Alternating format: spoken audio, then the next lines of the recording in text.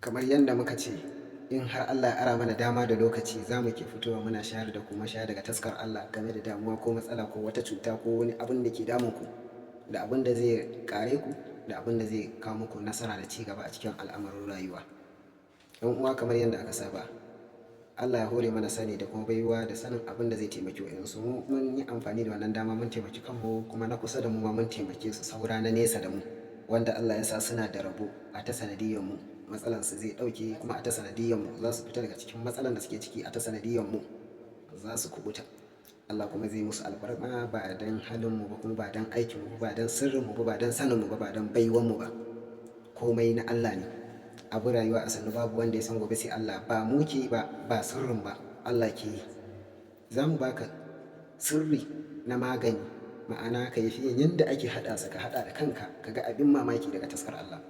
Da Allah duk wanda yake abubuwa sun ɗaure masa ya ɗan kwana bai samu kuɗi ba, sannan abubuwa sun lalace, lamari abubuwan sai a hankali. To abin da nake so a yi, yan uwa, ga man kaɗan ya sama. Da Allah duk wanda ya tabbatar yana jin wani abu a jikinsa kuma harkokinsa sun tsaya kai ko bai san me ke damunsa ba, ya ɗau wannan man kaɗanyen ya je ya yi wanka. In ya yi wanka sai ya ɗau wannan man kaɗanyen ya sa a gaushi, ya cire kayansa da leman jikinsa, ya tanadi gaushi, ya yi wanka, sai ya fito, sai ya lakuci wannan man kaɗanyen, ya ɗiga shi akan gaushin nan, sai ya lulluɓe jikinsa, sai ya turara jikinsa da wannan hayaƙi da turiri man kaɗanyen da zai ke tashi, ya turara jikinsa ya shiga jikinsa. A yi minti 10. In har an yi duniya don manzan Allah, ko me yake cikin al'amari, ko me yake cikin rayuwa, ko me ya taɓa rayuwa, Allah zai buɗe duk ƙofofin da suka toshe. Allah zai buɗe, sannan kuma ko yi akai Allah zai lalata, ko menene Allah zai lalata. In daga Allah ne za ka ƙara samun lafiya da ƙarfin gwiwa akan abin da kake. Sannan kuma ga wannan sabulun da na sa. Shi wannan sabulun yanda ake haɗa sa, ana samun wannan ganyen da yake fitowa a bakin fadama, ma'ana inda ake cewa lambu.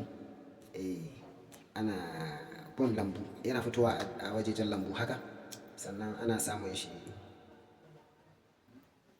ana samun almun.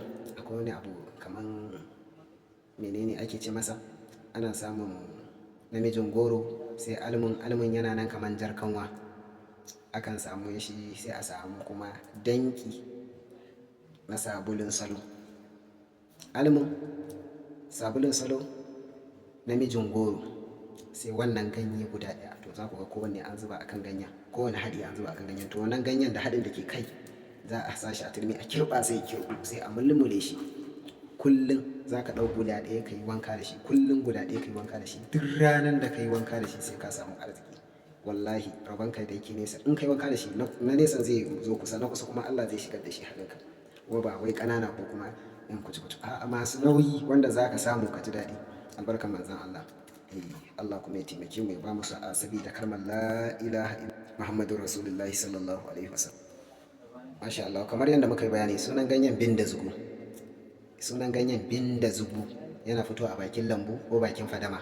To in ka same shi ɗanyen, sai ka samu namijin goro, sai ka samu almun, sai ka samu sabulun salo. Gashi za ku ga yadda muka haɗa. Wannan nawa ne, na haɗa ma kaina, na amfana da shi, na amfanar ma wa'yansu da shi, saboda na haɗa musu, wa'yansu kuma na musu bayanin sun haɗa, sun ji daɗi, sun amfana da sirrin. To shi yasa na ce zan zo in yi ƙarin bayani ma 'yan uwa a natse, yanda kowa zai fahimta, kuma shi ma ya je ya haɗa, shi ma ya sadu da irin alkhairin da muka sada. Manzo Allah yana cewa ba wanda zai zama mumini sai ya so ma 'yan uwansa abin da ya so ma kansa. To in Allah yarda, in har za a bi wannan tsarin, kowa zai amfana kuma kowa zai ji daɗi.